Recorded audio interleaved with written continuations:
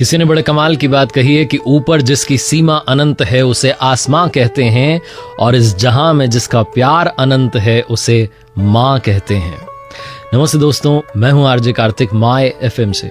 एक बड़ी छोटी सी कहानी है जिन्होंने लिखी है। वो कहते हैं कि मैं एक बड़ा अधिकारी बन चुका था और मेरे घर में मेरी पत्नी थी और मेरा बच्चा था, और साथ में मेरी माँ रहती थी।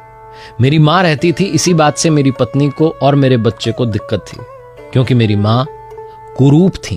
उनकी नजरों में मेरी माँ सुंदर नहीं थी। मेरी माँ के पास में एक आंख नहीं थी, और मेरी माँ की जो कमर थी वो 90 डिग्री पर झुकी हुई थी। झुकी हुई कमर से चलना, एक आंख नहीं होना मेरी पत्नी को बिल्कुल अच्छा नहीं लगता था, और मेरा बच्चा भी ये पसंद नहीं करता था कि दादी जो है वो कुरूप है। जब भी उसके दोस्त आते थे तो वो अपनी मम्मी से कहता था कि मम्मी दादी को अंदर भेज दो, यहाँ बैठी रहेंगी, मेरे दोस्त आकर के उनका मजाक उड़ाएंगे। यहाँ तक कि मेरी पत्नी की सहेलियां आती थी तो मेरी पत्नी भी मेरी माँ को एक कमरे में बंद कर देती थी। मैं चाह करके भी कुछ बोल नहीं पाता था, समझ नहीं पाता था कि करूं तो करूं क्या। एक दिन मेरी माँ जब इन सारे तानों से, इस हालात से परेशान हो गई तो मेरी माँ ने मुझसे कहा कि बेटा मुझे तो गांव भेज दे, वहां तेरे मामा जी हैं, वो मेरी देखभाल कर लेंगे। और जहां मेरी माँ ने कहा तो मेरी पत्नी भी सुर में सुर मिलाकर कहने लगी कि हाँ हाँ माँ जी को भेज दो, वहां आराम से रहेंगी और बाकी इंतजाम हम कर देंगे। मेरी माँ की जिद थी, मेरी पत्नी ने बार बार मुझे प्रेशर डाला, मुझ पर दबाव डाला, तो मैं रहा नहीं गया। मैंने कहा ठीक है। हम माँ को लेकर के गए गाड़ी से और गांव में छोड़ा है। मुझे मालूम था कि माँ की हालत वहां और बदतर हो जाएगी, लेकिन फिर भी मैं कुछ कर नहीं पाया। एक दिन हमारे चाचा जी जो अमेरिका में डॉक्टर बन चुके थे, वो आए हुए थे भारत, और वो मेरे घर पर आए। तो आकर के उन्होंने मुझसे पूछा कि माँ कहाँ है, भाभी कहाँ है। मैंने कहा वो तो गाँव है। तो उन्होंने कहा चलो गाँव में ही चलते सब लोग मिलने के लिए। हम गाड़ी में बैठ करके गाँव गए, और जब गाँव गए तो जाकर के देखा कि माँ चारपाई पर थी, बीमार हो चुकी थी। जब माँ ने देखा कि उनका बेटा आया है, उनका देवर आया है, बहू आई है, तो माँ खुश हो गई। जैसे तैसे वो चारपाई पर से उठी और खुश होकर के हमसे बात करने लगी। जो मेरे चाचा थे उन्होंने कहा कि भाभी आपकी हालत कैसे हुई। तो माँ कहने लगी अरे मैंने ही जिद की थी गाँव आने की। चाचा जी जो डॉक्टर थे वो डांटने लगे कि अरे मुझे सब पता है, आप मत इन बच्चों की साइड लो।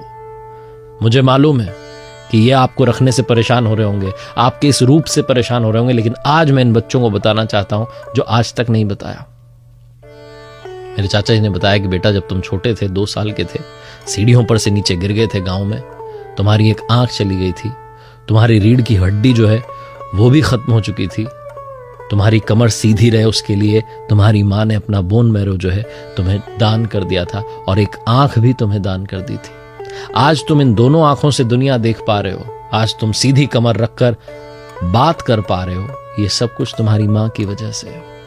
मेरी आंखों से आंसू झरझर गिरते चले गए, और मेरी पत्नी की आंखों से आंसू निकलते चले गए। चाचा जी सुनाए जा रहे थे कि तुम जिस माँ को यहाँ छोड़ आए हो, वही माँ तुम्हें यहाँ तक पहुंचाने के लिए इस दुनिया में आई।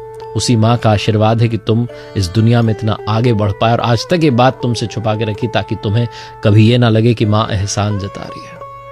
चाचा जी कहने लगे कि बहू तुम्हें तो लगता होगा कि तुम्हारी सासू माँ कितनी कुरूप है, लेकिन सच बात तो यह है कि उस दुनिया की सबसे सुंदर स्त्री हैं, जिन्होंने अपने बच्चे के लिए अपनी जिंदगी कुर्बान कर दी।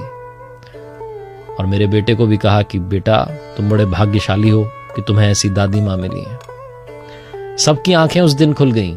चाचा जी जिद पर अड़ गए कि अब तो मैं इनको साथ लेकर के भाभी को अमेरिका जाऊंगा, यहाँ पर इनकी कद्र नहीं है।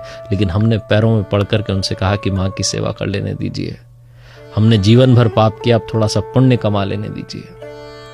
बहुत छोटी सी कहानी जिसका सार ये समझाता है कि कई बार हम माँ की ममता को समझ ही नहीं पाते। बहुत सारे लोग गुस्से में आकर के कह देते हैं कि आपने हमारे लिए किया ही क्या है। ये कहना बंद कीजिए, और माँ के लिए जितना समर्पण हो सके 100% समर्पण के साथ जो है प्रेम करना शुरू कीजिए। एक बार फिर वही बात जो शुरुआत में मैंने कहा कि ऊपर जिसकी सीमा अनंत है उसे आसमां कहते हैं, और इस जहां में जिसका प्यार अनंत है उसे माँ कहते हैं। देखते रहिए हर सोमवार सुबह 9:30 बजे मेरे साथ एक नई कहानी, हर शुक्रवार सुबह 9:30 बजे लर्निंग सीरीज का एक नया वीडियो। अगर आप कुछ अच्छा सुन रहे हैं तो माय एफएम सुन रहे हैं, चलो अच्छा सुनते हैं। एक बार फिर से वही बात जो अक्सर कहता हूं, कर दिखाओ कुछ ऐसा कि दुनिया करना चाहे आपके जैसा।